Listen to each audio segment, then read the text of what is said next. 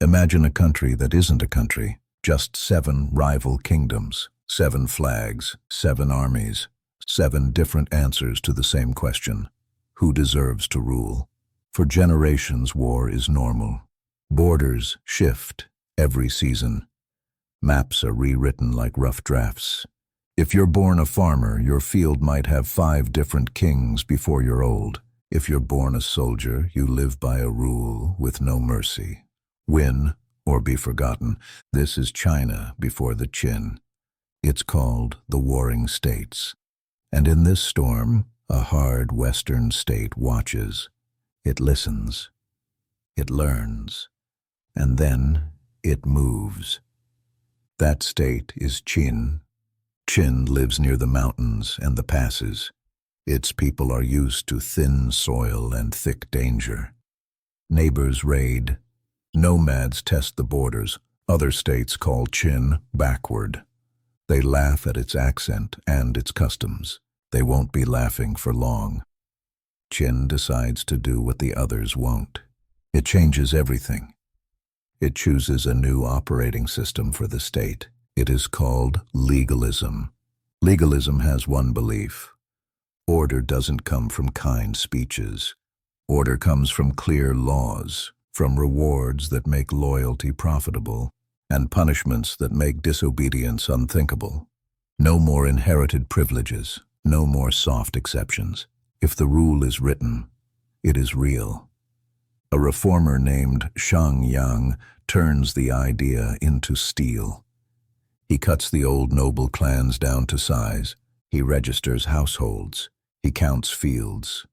He breaks land into units the state can measure, tax, and move. He gives rank to soldiers for real achievements, not famous grandfathers.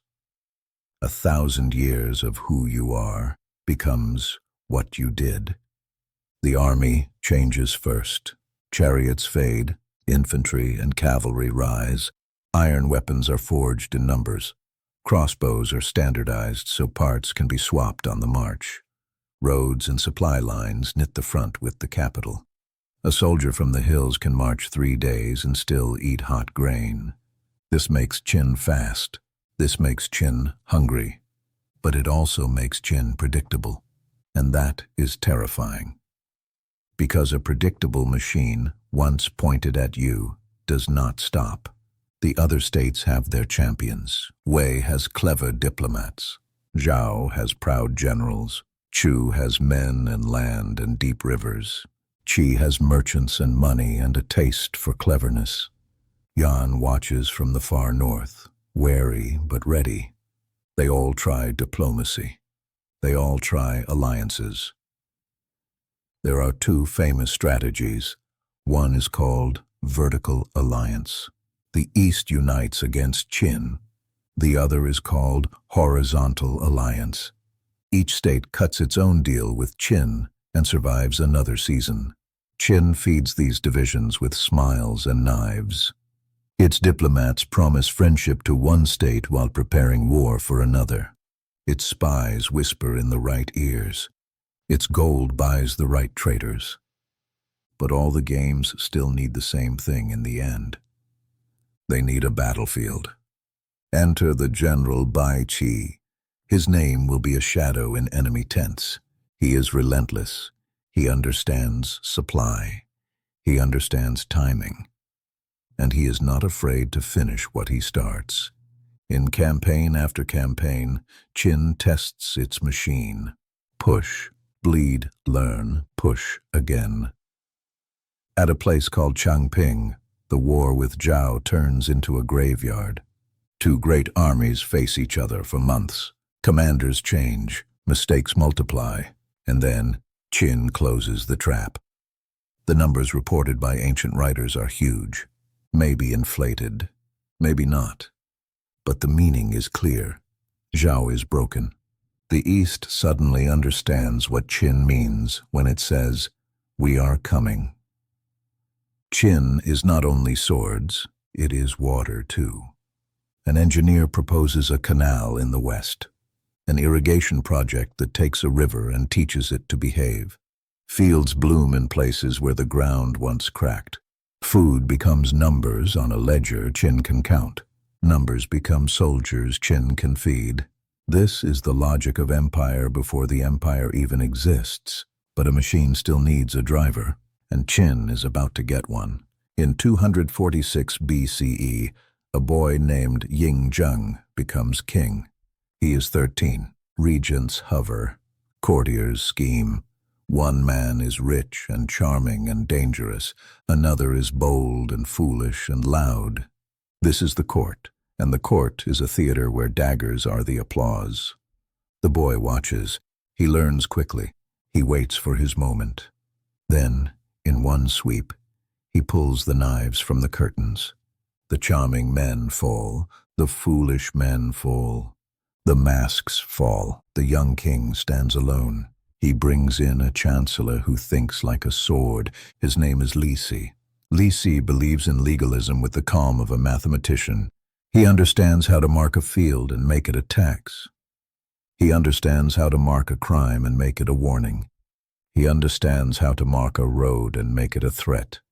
Ying Zheng now has 3 tools: a reformed state that moves on command, a military that doesn't know how to stop, and ministers who can turn ideas into orders before lunch. He points east. The last decade of the warring states is not a story. It is a schedule. Each year, another state is chosen. Each year, a corridor is opened by diplomats. Each year, a general knocks on a capital's gate. Han falls first. It is small and boxed in. It has brave men, but no miracles left. It is folded into Qin like a page into a book. Zhao is next. Already weakened by Changping, it fights with pride, but without breath. Qin takes its cities one by one. It takes its dignities too. The east looks thinner. Yan tries a different path. Yan sends an assassin with a map and a smile. He approaches the Qin king with a gift. He hopes to carve empire with a hidden blade. But the king moves fast. Faster than a man who expects to live forever. The blade fails. Yan's last card is burned. Qin answers in the only language it respects. Wei, wedged between giants, has nowhere left to turn. It falls. Each fall is faster. Each fall is a lesson learned. Chu, the great southern kingdom, is the hardest. Its land is wide. Its rivers split armies and attention. Its people are stubborn. Qin attacks and recoils. It reconsiders. It sends a different general. A patient one, a heavy one. He does not sprint. He leans. And lean by lean, Chu slips. Qi stands on the coast and waits. It has money, it has ships. It thinks distance is armor. But distance is only space for Qin to cross. When Qin comes, it comes like a farmer harvesting fields already measured. Qi becomes a neat addition at the bottom of a column. Total, 1 empire. The year is 221 BCE. The wars that 8 generations are finished. The teenagers born when Ying Zheng took the throne are now grown. They have known nothing but the rhythm of marching feet. Now the drum stops. The king chooses a new title. He will not be called king anymore. There were many kings. There will be only one emperor. He names himself Qin Shi Huang, the first emperor. What does this moment feel like if you are a farmer? You put down your tools and stare at the road.